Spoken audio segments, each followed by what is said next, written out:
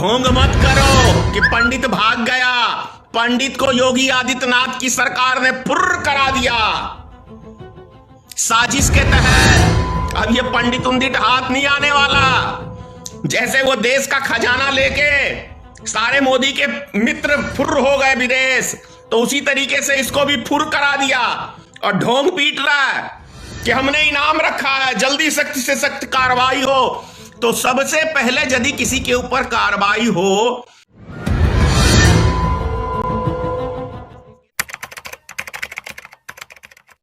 फिर से आज भक्तों को मिर्ची लगने वाली है, क्योंकि सच्चाई बहुत कड़वी होती है। उत्तर प्रदेश ऐसा लगता है ये प्रदेश नहीं, रेप का एक अड्डा बन गया है, एक प्रदेश बन गया है, रेपिस्ट प्रदेश यदि कहे तो कोई गलत नहीं होगा। क्योंकि उत्तर प्रदेश के अंदर प्रतिदिन किसी न किसी की महिला की दर्दनाक तरीके से रेप होता है, उसकी हत्या होती है। प्रशासन उस खबर को दबाने के लिए एड़ी चोटी का जोर लगाता है, सरकार उस पर चुप्पी साधे रहती है। ऐसा ही कुछ बताऊं उत्तर प्रदेश के अंदर जो इलाका है, इससे पहले आपने देखा होगा हाथरस कांड, उन्नाव कांड, मतलब कितने नाम ले। ऐसा उत्तर प्रदेश का शायद ही कोई जिला होगा जहां पे कोई भयंकर कांड ना हुआ हो और ये सरकार बेशर्म की तरह अपनी सफाई, अपनी डींगे हाँकने में माहिर ना हो। एक महिला का रेप होता है, वो भी कौन करता है? एक पुजारी करता है। पुजारी मतलब आप समझ रहे हैं, पंडित जी।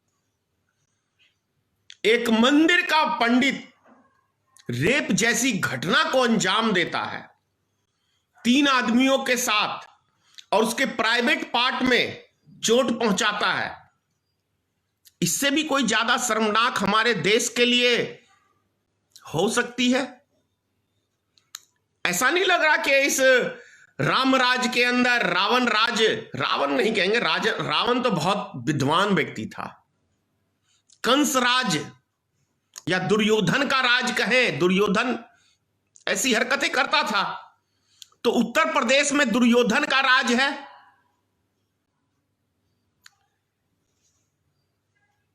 जब जब नारी के ऊपर इस तरह की हरकतें हुई हैं, इतिहास गवाह है।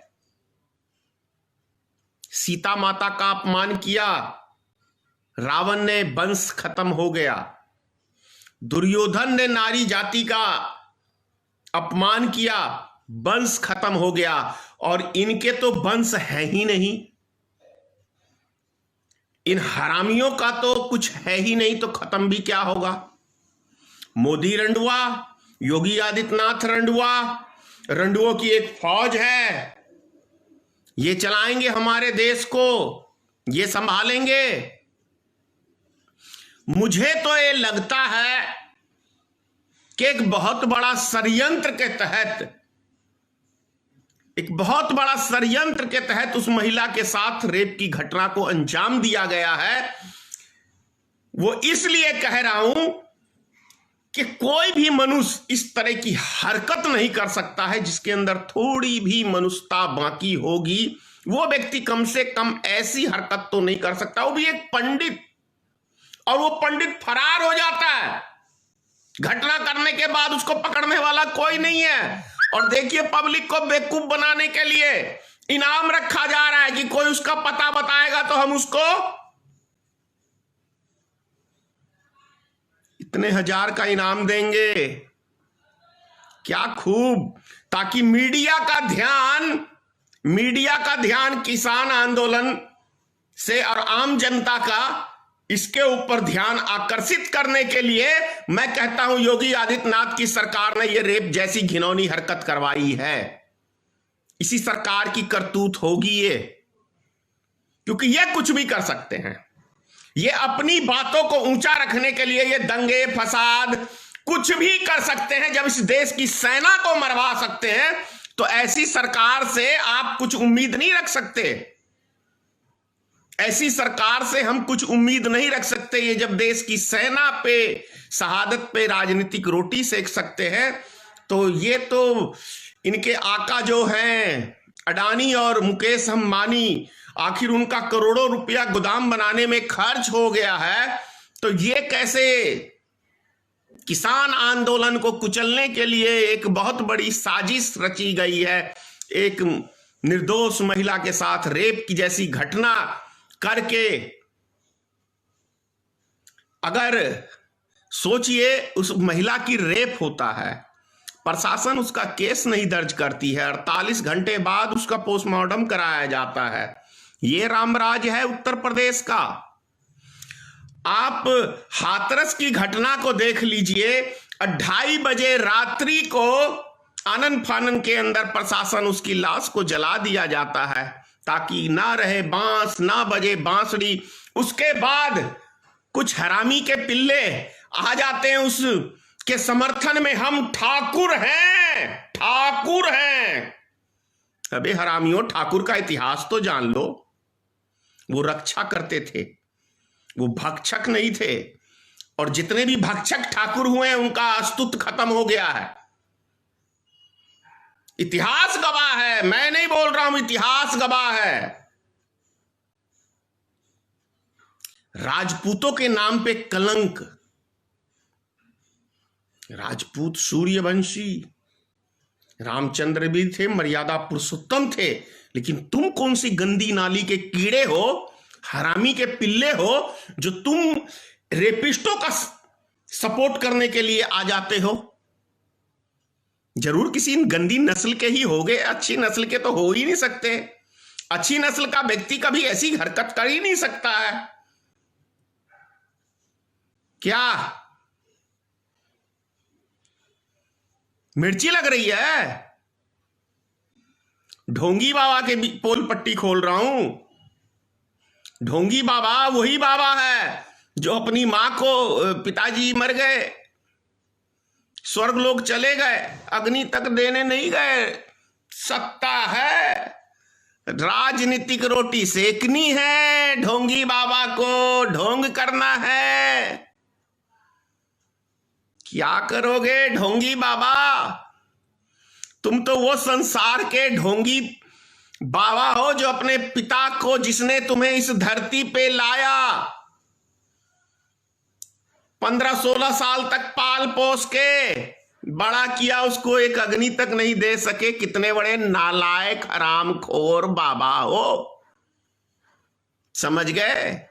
धनेश्वर महतो की बातें ऐसी मिर्ची की तरह होती हैं, लगती हैं बड़ी, नीचे भी लगती, ऊपर भी लगती। समझ गए बाबा? अभी भी हराम खोरो, सुधर जाओ, सुधर जाओ। और ये ढोंग मत करो कि पंडित भाग गया। पंडित को योगी आदित्यनाथ की सरकार ने फुर्र करा दिया साजिश के तहत। अब ये पंडित उंडित हाथ नहीं आने वाला।